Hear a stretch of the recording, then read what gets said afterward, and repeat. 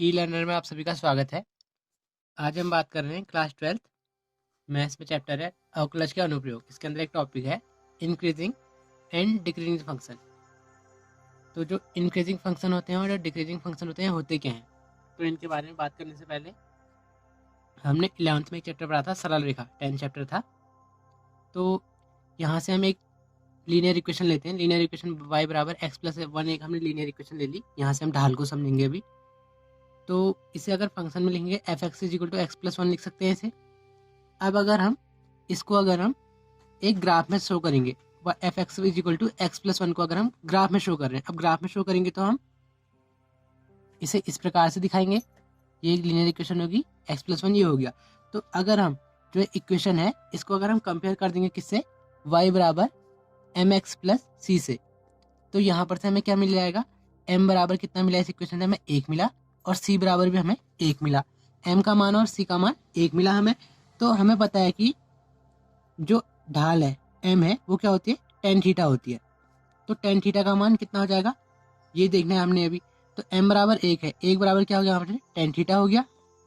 तो tan theta का मान 1 कितने में होता है, टेन थीटा का मान जब थीटा 45 होता है तो टेन थीटा का मान 1 होता है। तो यहाँ पर से हमें थीटा मिल गया। तो थीटा बराबर कितना मिल गया हमें, 45 डिग्री मिल गया। तो ये थीटा 45 मिला हमें। ये थीटा कहाँ पर को होगा, ये होगा 45 डिग्री।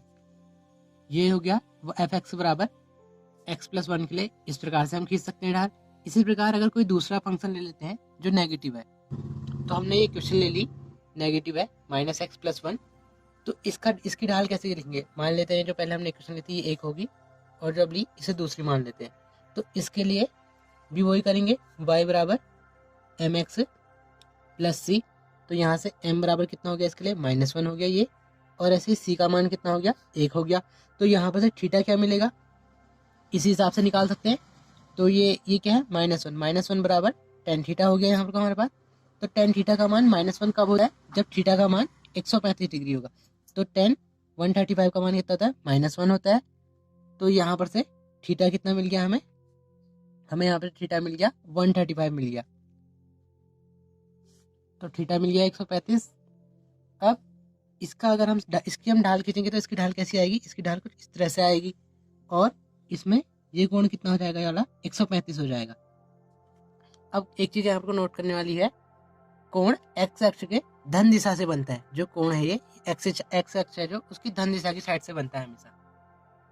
ये इसमें एक्स की धन साइड होगी, ये एक्स की ऋण साइड होगी।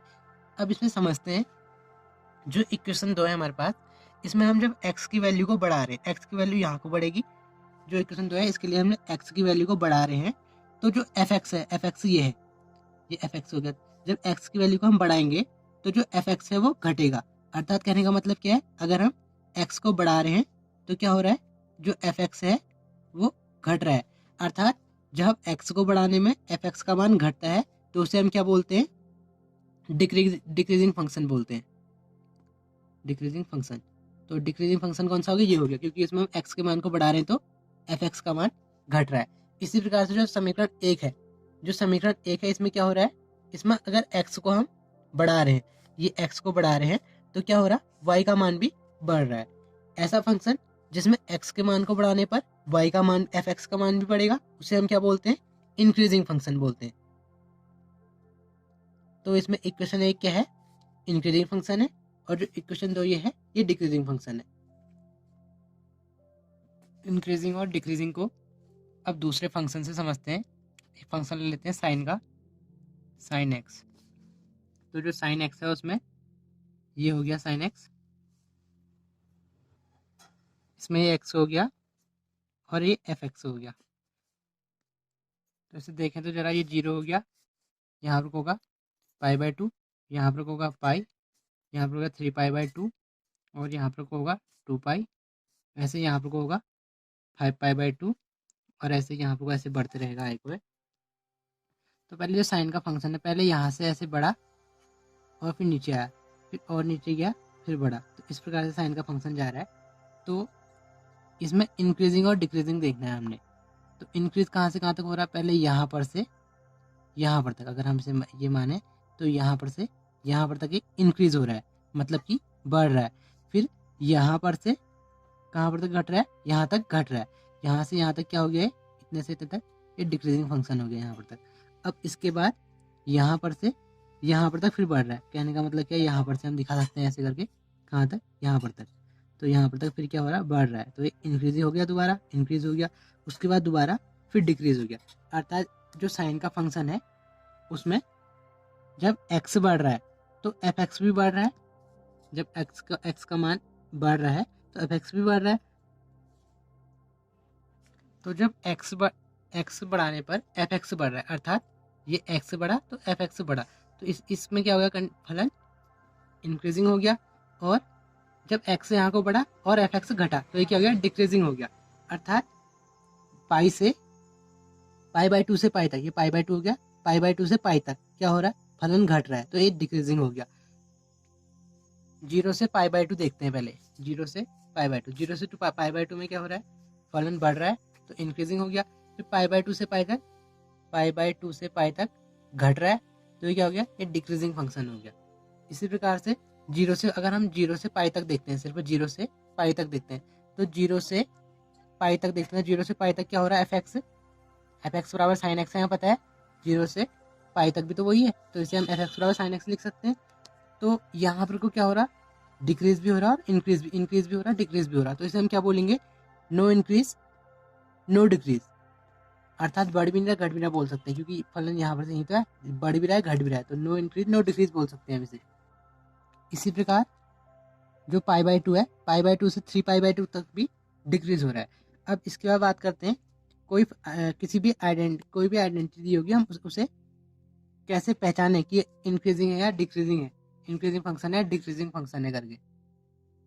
अगर हम इंक्रीजिंग की बात करें, साइन है, इसमें इंक्रीजिंग की बात करते हैं, इंक्रीजिंग का हमने देखा था इस टाइप से आ रहा था, ये इससे छूते हुए ये स्पर्शरेखा खींची ढाल, तो ये स्पर्शरेखा ऐसे चली गई, तो ये थीटा कहाँ होगा, थीटा यहाँ बनेगा।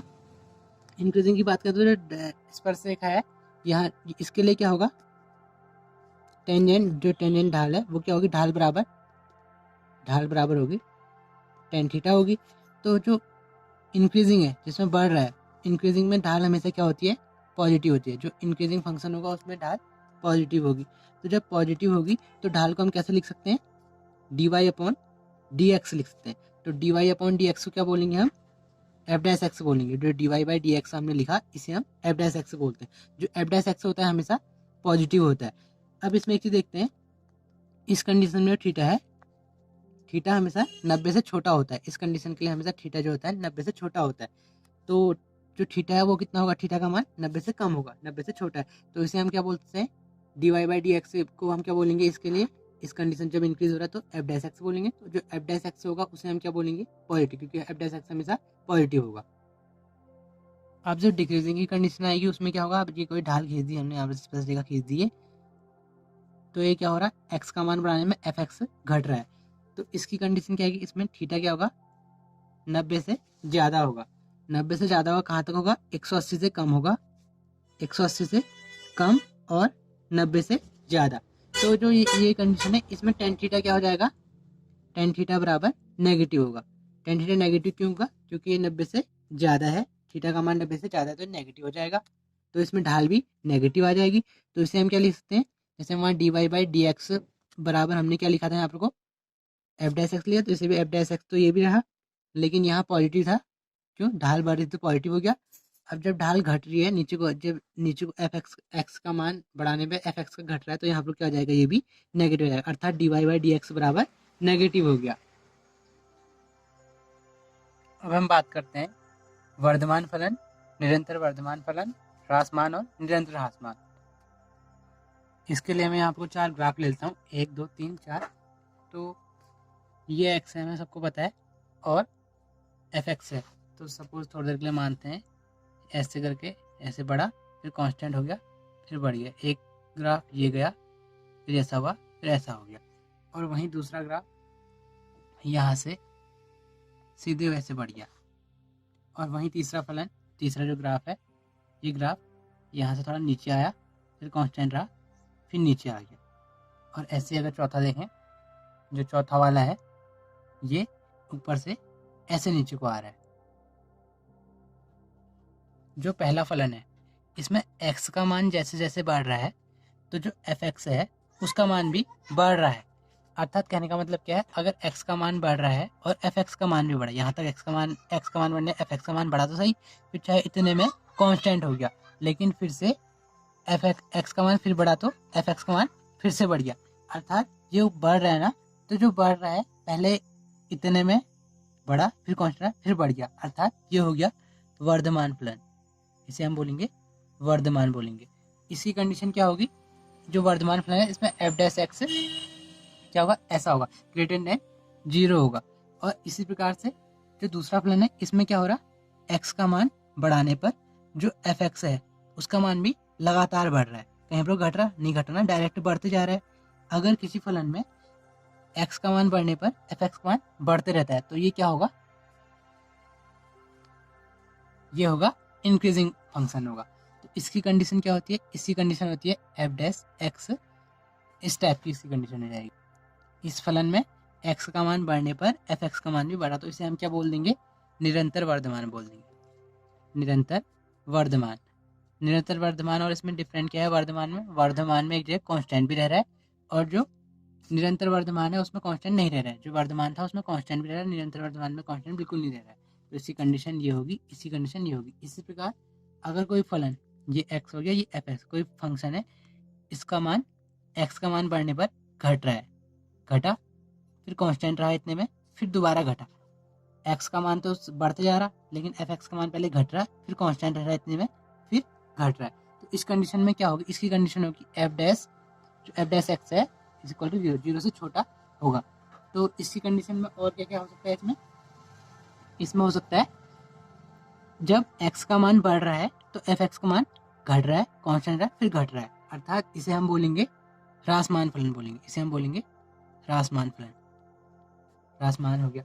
इसी प्रकार से चौथा वाला जो लिया, ये x है, ये एफ एक्स है, x का मान बढ़ने पर एफ एक्स जो है उसका मान सीधे लगातार घट रहा है, तो लगातार घट रहा है तो क्या हो गया, ये हो गया निरंतर ह्रासमान, निरंतर ह्रासमान हो गया ह्रासमान। तो इसकी कंडीशन क्या होगी, इसकी कंडीशन होगी एफ डैश एक्स, ऐसी होगी इसकी कंडीशन।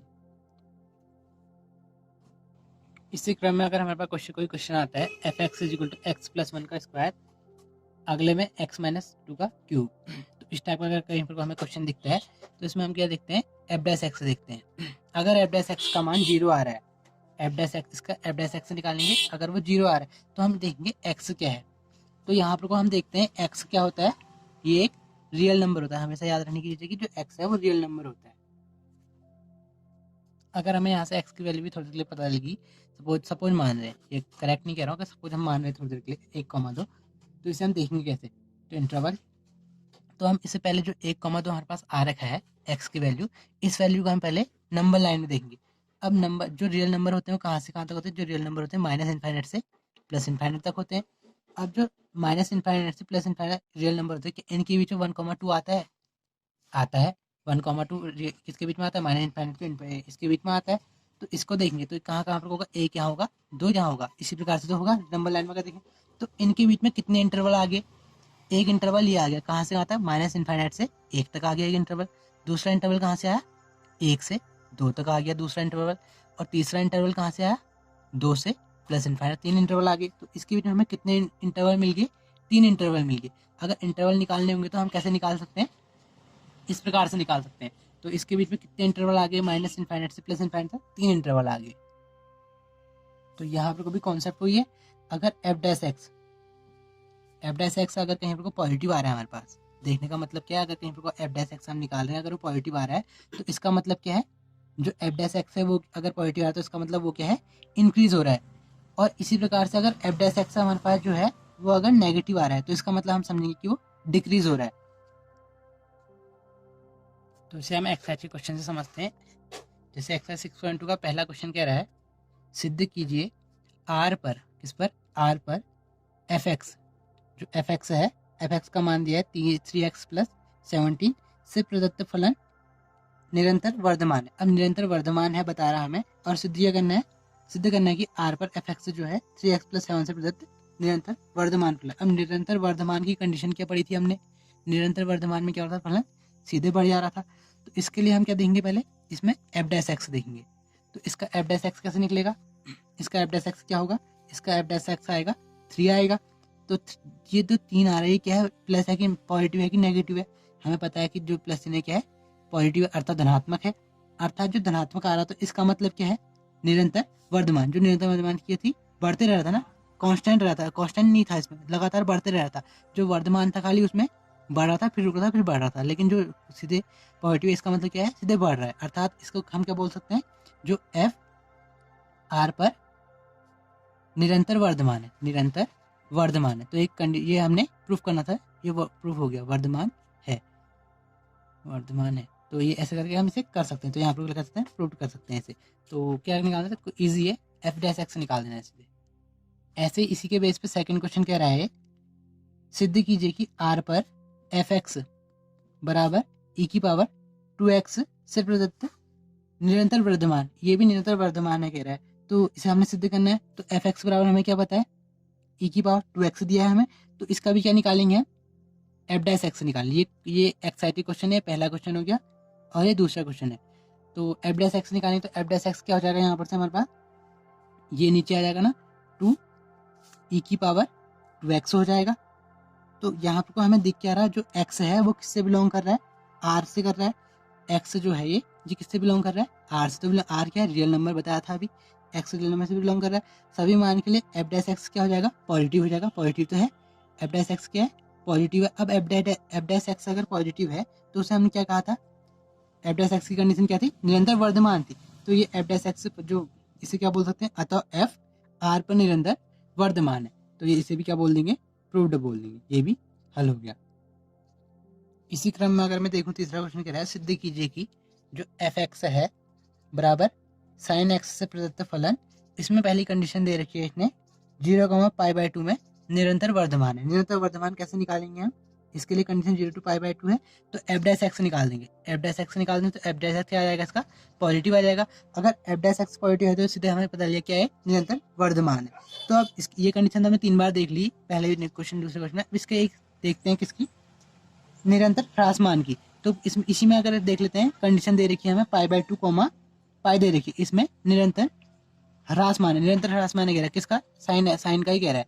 तो इसे कैसे कर सकते हैं हम, इसे हम देख सकते हैं कि पहले हम निकाल देंगे F dash x. F dash x क्या होगा, साइन का एफ डैश एक्स क्या हो जाएगा, कॉस एक्स हो जाएगा। जब हम निकालेंगे तो कॉस एक्स आ जाएगा, लेकिन क्या है, ऋणात्मक है। तो ऋणात्मक होगा तो क्या होगा, निरंतर ह्रासमान होगा। तो ये ऋणात्मक आ गया, ऋणात्मक में क्या होता है, निरंतर ह्रासमान होता है। ऐसे इसमें इसके बेस पे पांचवा क्वेश्चन है, इसमें ये कह रहा है कि अंतराल ज्ञात करना है। इसमें हमें अंतराल ज्ञात करना, इंटरवल निकालना है। और हमें क्या दे रखा है, एफ एक्स दे रखा है। तो एफ एक्स बराबर हमें दे रखा है 2x³ minus 3x² minus 36x plus 7। इससे प्रदत्त फलन जो एफ है वो निरंतर वर्धमान, पहली कंडीशन में निकालनी है निरंतर वर्धमान की, निरंतर वर्धमान की। और दूसरी निकालनी है निरंतर ह्रासमान की, निरंतर ह्रासमान। तो निरंतर ह्रासमान, और हमने ये कंडीशन तो पढ़ी है, इसे देखते हैं कैसे होगा। एक कंडीशन में बताऊंगा, एक आप करेंगे। तो देखते हैं एफ एक्स देखते हैं पहले। तो एफ एक्स बराबर क्या दे रखा है, 2x³ minus 3x² minus 36x plus 7, ये दे रखा है। तो इसमें एफ डैश एक्स क्या हो जाएगा हमारे पास, एफ डैश एक्स हो जाएगा हमारे पास 6x। ये एफ डैश एक्स निकालना आता होगा आपको। तो 6x² हो गया यहाँ पर को, माइनस 6x हो गया माइनस 36, 7 0 हो जाएगा। तो इसमें से हम क्या कॉमन ले सकते हैं, 6 कॉमन आ सकता है ना। तो मैं 6 यहाँ से कॉमन ले लेता हूँ। तो 6 कॉमन ले लूँगा तो मेरे पास क्या बचेगा अंदर, x² माइनस x माइनस 6 बच गया। इसके मैं फैक्टर कर दूंगा, इसके मैं फैक्टर कर दूंगा तो मेरे पास आ जाएगा, क्या होते हैं इसके फैक्टर, इसके फैक्टर में लिख सकता हूँ x माइनस 3 हो जाएगा और x प्लस 2 हो जाएगा। तो ये 6 बाहर रहा। तो इसमें क्या हो रहा है, इसमें x का मान क्या आ रहा है मेरे पास, x बराबर आ रहा है मेरे पास -2 आ रहा ना, x बराबर -2। इसको अगर 0 करूँगा तो x बराबर -2 आ जाएगा और x बराबर 1 3 आएगा। ये माइनस का तो प्लस आ जाएगा, कैसे आएगा पता होगा तो पढ़ा होगा। x माइनस 3 बराबर 0 कर दूंगा तो x बराबर कितना आ गया, 3 आ जाएगा। तो इसी प्रकार x का मान -2 और x का मान 3 आ गया। तो वास्तविक संख्या रेखा को तीनों अंतरालों में व्यक्त कर सकते, नहीं कर सकते। इसे हम वास्तविक संख्या रेखा में तीनों अंतरालों को हम निरूपित कर सकते हैं, नहीं कर सकते, कर सकते हैं। तो अंतराल क्या हो जाएंगे, वही संख्या रेखा बनानी है, माइनस इन्फाइनाइट दिखाना है, यहाँ प्लस इन्फाइनाइट दिखाना है, इनके बीच में इन्हें दिखा देना है। तो इंटरवल क्या क्या मिल जाएगा मेरे को, यहाँ पर -2 होगा, यहाँ पर को 3 होगा प्लस का, 0 तो दिखा सकते हैं, शॉर्ट में बना दी तो ऐसे दिखा सकते हैं। तो अब मेरे को क्या मिलेगा यहाँ पर से, यहाँ पर से मुझे मिल जाता है, इस टाइप से मिलेगा ना। पहला क्या मिलेगा, पहला इंटरवल मेरे को मिलेगा माइनस इन्फाइनाइट से 2 तक मिलेगा, -2 तक, ये ना, यहाँ से यहाँ तक पहला इंटरवल हो गया। ऐसे दूसरा इंटरवल क्या मिलेगा मुझे, -2 से 3 तक मिलेगा, यहाँ से यहाँ तक मिलेगा। ऐसे ही मुझे तीसरा इंटरवल क्या मिल जाएगा, 3 से लेके इन्फाइनाइट तक मिल जाएगा। 3 इंटरवल मिल गए मुझे। जबकि क्या है, जब क्या है, एक्स किससे बिलोंग कर रहा है, इन तीनों से तो बिलोंग करेगा। फिर अब इसमें आ रहा था माइनस इन्फाइनाइट टू -2, ठीक हो गया। और क्या हो जाएगा, जो एफ डैश एक्स है क्या हो जाएगा, इसके लिए पॉजिटिव हो जाएगा, एफ डैश एक्स के लिए पॉजिटिव होगा ना। और ऐसी दूसरी जो कंडीशन है, इसके लिए सेम टू सेम ऐसा लिखेंगे, बिलोंग्स टू क्या, -2 to 3। तो यहाँ पर एफ डैश एक्स क्या हो जाएगा, इसका हो जाएगा नेगेटिव, इसका पॉजिटिव हो गया, इसका नेगेटिव हो गया, एफ डैश एक्स निकालना आता है हमें अब। और जो तीसरा वाला फलन है, एक्स इज बिलोंग्स टू क्या हो जाएगा, तीसरा 3, इन्फाइनाइट, जो 3, इन्फाइनाइट है, इसके लिए भी क्या हो जाएगा, फलन पॉजिटिव हो जाएगा। अब तीनों, इसके तीनों के लिए, किसके लिए पॉजिटिव, पहले के लिए पॉजिटिव था, दूसरे के लिए नेगेटिव, तीसरे के लिए फिर पॉजिटिव। अब इस प्रकार अंतराल किस में वर्धमान है, फलन निरंतर वर्धमान किसमें, इसमें और इसमें क्या है, फलन निरंतर वर्धमान है, जो कि हमने पहले प्रूफ करना था।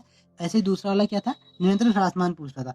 तो निरंतर ह्रासमान किसमें दिखा, घट किस माइनस में किसमें आ रहा है, इसमें आ, तो ये क्या हो गया, निरंतर ह्रासमान हो गया।